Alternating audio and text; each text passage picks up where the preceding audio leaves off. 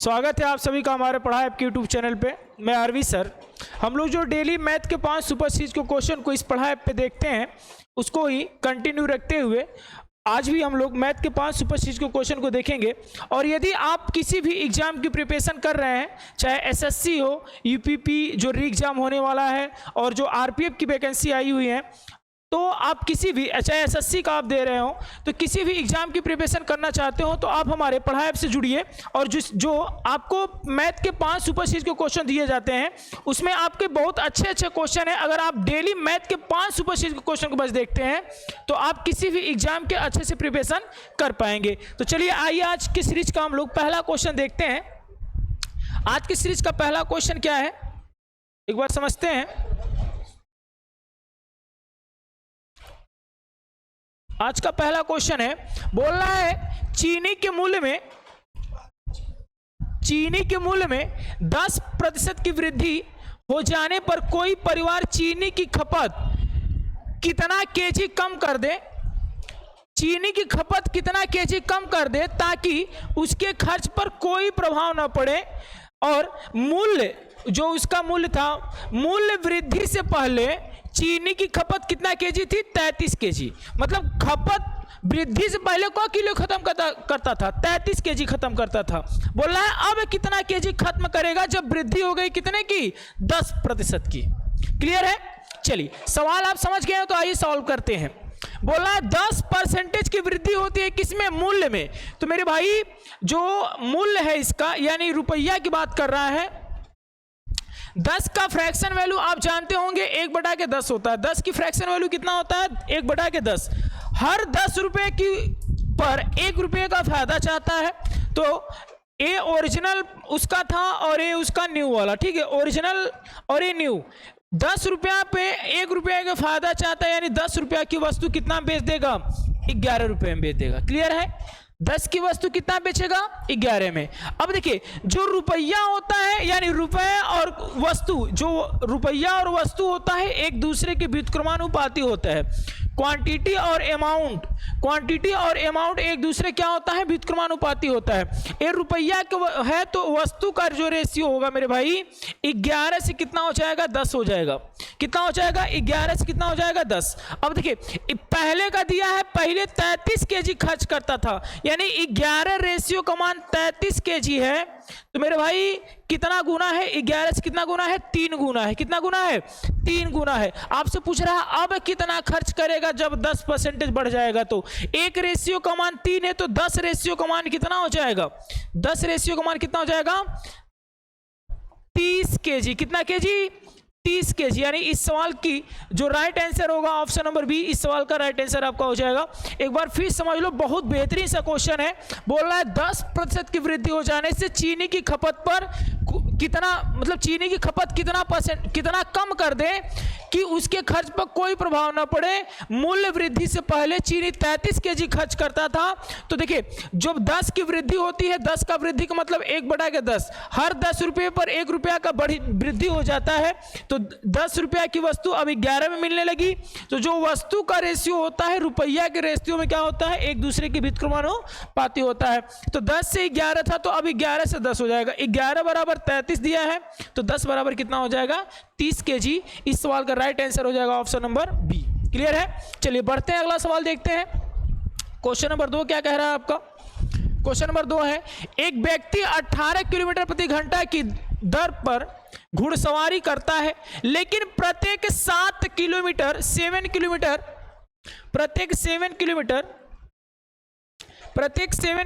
यानी 7 किलोमीटर पर अपना घोड़ा बदलने के लिए 6 मिनट रुकता है। मतलब 18 किलोमीटर पर घंटा की स्पीड से चलता है लेकिन हर 7 किलोमीटर पर घोड़ा अपना एक्सचेंज कर देता है, बदल देता है। और जब घोड़ा बदलता है तो 6 मिनट रुकता है। बोला 90 किलोमीटर घुड़सवारी करने में उसे कितना समय लग जाएगा? भाई 90 किलोमीटर जाएगा, कितना समय लग जाएगा? चलिए आइए देखते हैं इसका सॉल्यूशन क्या होगा। बोला 90 किलोमीटर प्रति किलोमीटर जाने में यानी 18 किलोमीटर पर घंटा के जाता है। यानी 18 किलोमीटर पर घंटा का मतलब हुआ हर 1 घंटे में 18 किलोमीटर जाता है। हर 1 घंटे में कितना जाता है मेरे भाई? 18 किलोमीटर। तो 90 किलोमीटर जाने में कितना समय लगा देगा? तो कहोगे सर 5 घंटा समय लगाएगा। कितना समय लगाएगा? 5 घंटा। जब वो घोड़ा नहीं बदलता तो कितना समय लगाएगा? 5 घंटा। बस वो घोड़े से जाएगा अगर 90 किलोमीटर की दूरी तो 5 घंटे में टोटल तय कर लेता। लेकिन क्या कह रहा है कि 90 किलोमीटर जाने में 90 किलोमीटर हर 7 किलोमीटर पर अपना घोड़ा एक्सचेंज कर देता है। मान लो यहां से यहां ये 7 किलोमीटर की दूरी है। कितने की? 7। ये भी 7। इसी तरह से 90 किलोमीटर है टोटल। कितना डिस्टेंस है? 90 किलोमीटर। तो अब मेरी बात समझ लो, 7 से कितना बार पूर्णतः भाग चला जाएगा 90 में? तो आप कहोगे सर 7 9 63, 90 किलोमीटर में 90 किलोमीटर में 7 से क्या कर दे? भाग कर दे। कितना बार जाएगा? ठीक है, तो आप भाग करोगे अगर 90 में तो 7 से भाग करोगे, 7 एक कम 7 और ये हो जाएगा यहाँ पे बचेगा आपका 2, 7 दूना के 14, 12 बार, 12 7 84, यानी 84 किलोमीटर तक जाएगा। तब तो वो 7-7 किलोमीटर का आराम करेगा। कितने बार? 12 बार आराम करेगा, यानी 12 बार घोड़ा अपना एक्सचेंज करेगा। उसके बाद वो क्या करेगा? अपने जहां से चला था अब 90 किलोमीटर के बिंदु पर पहुंच जाएगा। जब वो अपने घर पहुंच जाएगा तो वहां पे वो आराम करे, चाहे घोड़ा एक्सचेंज करे, चाहे खाए पिए सोए, कोई मतलब उससे है नहीं। तो कितने बार घोड़ा एक्सचेंज करेगा? 12 बार। 12 बार घोड़ा एक्सचेंज करेगा तो हर एक घोड़ा चेंज करने में 6 मिनट का लगाता है समय। तो 12 बार घोड़ा एक्सचेंज करेगा तो कितना मिनट लगा देगा? 12 6 का 72, 72 मिनट का मतलब हो जाएगा 1 घंटा 12 मिनट। तो 5 घंटा तो जाने में समय लगाता और घोड़ा एक्सचेंज करने में 1 घंटा 12 मिनट और समय लगा दिया। यानी कुल कितना टोटल टाइम कितना लगा दिया? टोटल टाइम 5 1 6 घंटा, 6 घंटा 12 मिनट का टोटल टाइम लगाया। यानी इस सवाल का ऑप्शन की अगर बात किया जाए तो ऑप्शन नंबर डी इस सवाल का राइट आंसर आपका हो जाएगा। क्लियर है? 72 मिनट को हम लोग जब घंटा में बदलेंगे तो देखिए 72 मिनट को घंटा में बदलेंगे हम लोग तो 60 से डिवाइड करते हैं। किससे भाग करते हैं बेटा? 7 से। 6 से काटेंगे तो 12 6 का 72 और 6 से काटेंगे 10 बार में। ठीक है, 1.2 घंटा का मतलब 1.2 घंटा का मतलब हो गया कि 1 घंटा 12 मिनट। देखिए यहां पे देख लीजिए, या तो ऐसे समझ लीजिए आसानी से आप 72 मिनट को आप लिख सकते हो 60 मिनट प्लस 12 मिनट, और 60 मिनट को हम लोग लिखेंगे 1 घंटा और ये जो 12 मिनट है तो 1 घंटा 12 मिनट हो जाएगा। क्लियर है? तो 1 घंटा 12 मिनट आप 72 मिनट को आसानी से लिख सकते हैं। तो टोटल टाइम कितना हो जाएगा? 6 घंटा 12 मिनट। यानी ऑप्शन की बात करें तो ऑप्शन नंबर डी इस सवाल का राइट आंसर होगा। चलिए, अगर समझ में आ गया हो तो एक बार कमेंट में जरूर बता दीजिएगा। अगला सवाल देखते हैं, क्वेश्चन नंबर 3 क्या कह रहा है। क्वेश्चन नंबर 3 क्या कहता है? ये भी बहुत बेहतरीन सवाल है। देखिए ये भी टाइम एंड वर्क का सवाल है। ठीक है, एक कुत्ता एक खरगोश, एक कुत्ता है और एक खरगोश है। 4 छलांग के एवज में, मतलब उसके बदले 6 छलांग लगाता है। मतलब 4 छलांग 6 छलांग, मतलब खरगोश एक कुत्ता जो है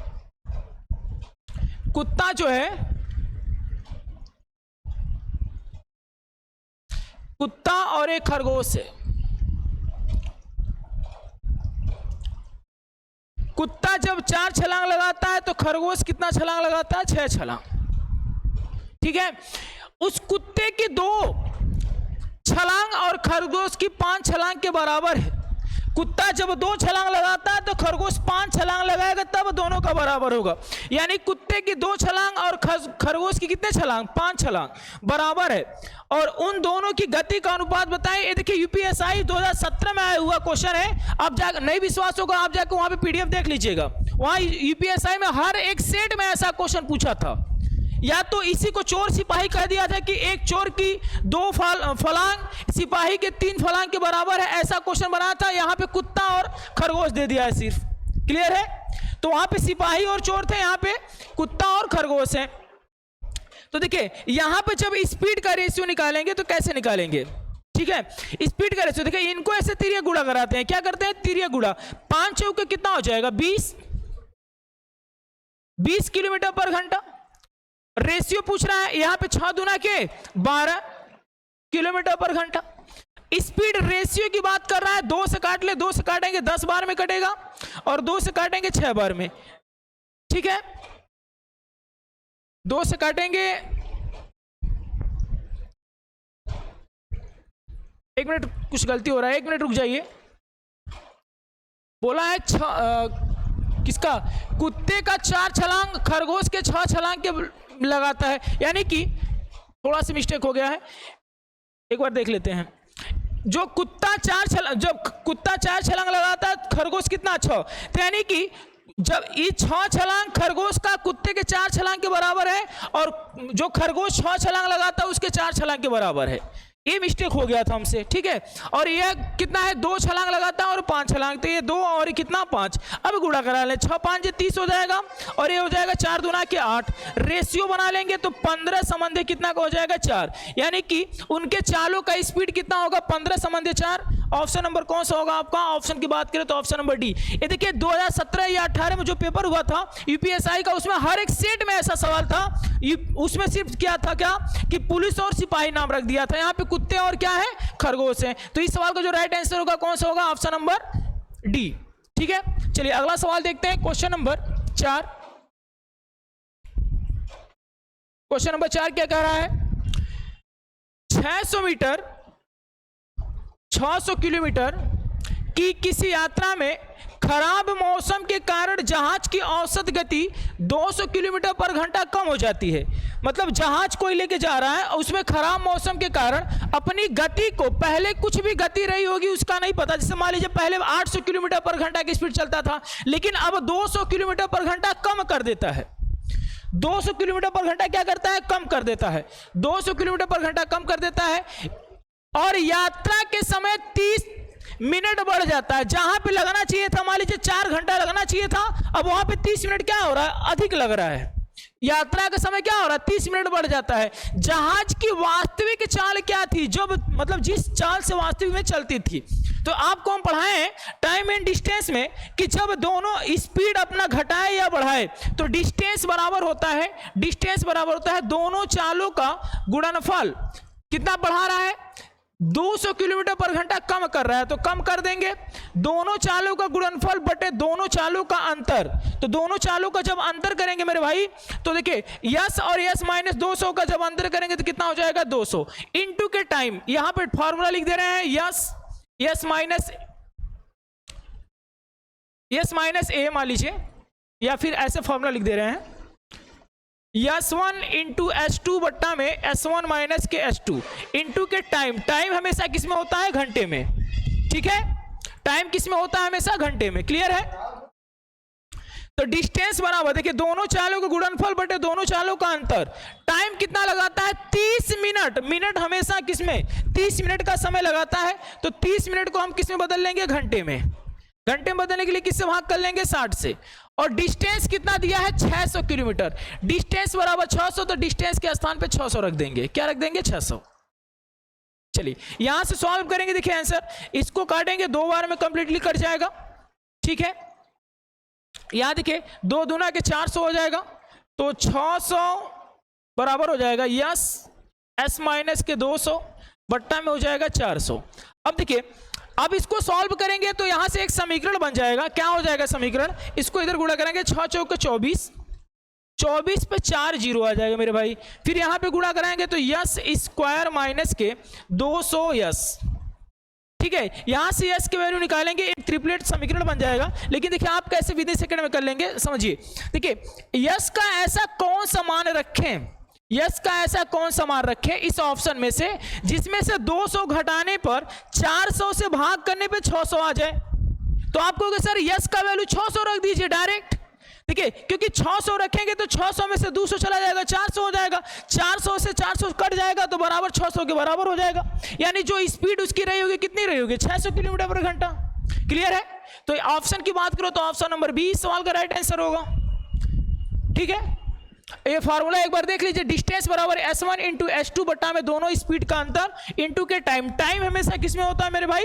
घंटे में। बोलना है अपनी चाल 200 किलोमीटर पर घंटा कम कर देती है। मान लीजिए उसका चाल पहले यस था, अब यस से 200 किलोमीटर पर घंटा कम कर दी और दोनों का अंतर कितना हो जाएगा? 200।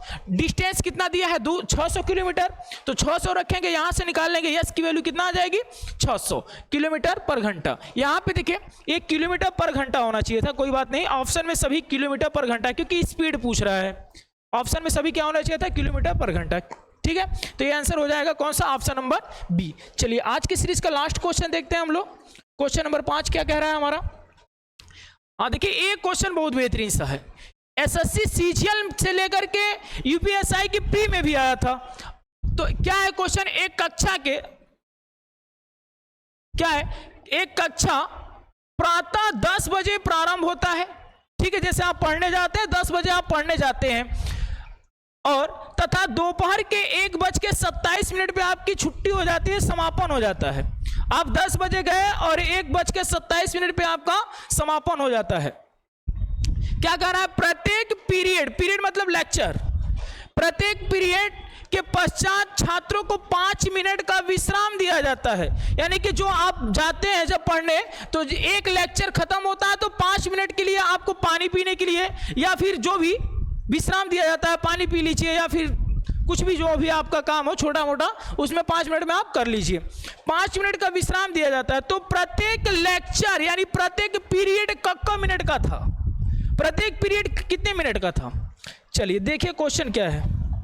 क्वेश्चन समझ गए होंगे, फिर से एक बार समझा दे रहे। क्वेश्चन बोलना है 10 बजे प्रातः स्टार्ट होता है वो कक्षा, और 1:27 पे बंद हो जाता है, समापन हो जाता है, और छात्रों को हर एक पीरियड के बाद कितने? 5 मिनट का विश्राम दिया जाता है। तो प्रत्येक पीरियड कितने मिनट का था? क्लियर है? तो देखिए 10 से 1:27, 10 से 1:27 पे बात करें कि कुल कितना टाइम हो जाएगा, कुल कितना टोटल टाइम कितना होगा मेरे भाई? तो देखिए 10 के बाद आप 11 पे जाएंगे, 12 और 1, यानी 3 घंटा तो यहां से हो गया, और 27 मिनट एक, यानी 10 से 1:27 पे 3 घंटा 27 मिनट का समय लगेगा। कितने मिनट का समय लगा? 3 घंटा 27। तो 3 घंटा का मतलब 6 3 का 18, 180, और 180 में 27 जोड़ देंगे, यहां लिख दे रहे हैं 3 घंटा 27 मिनट का मतलब मेरे भाई 3 घंटा को मिनट में बदलने तो हो जाएगा 180 मिनट, और प्लस के 27 मिनट जोड़ेंगे इनको तो 207 मिनट। क्लियर है?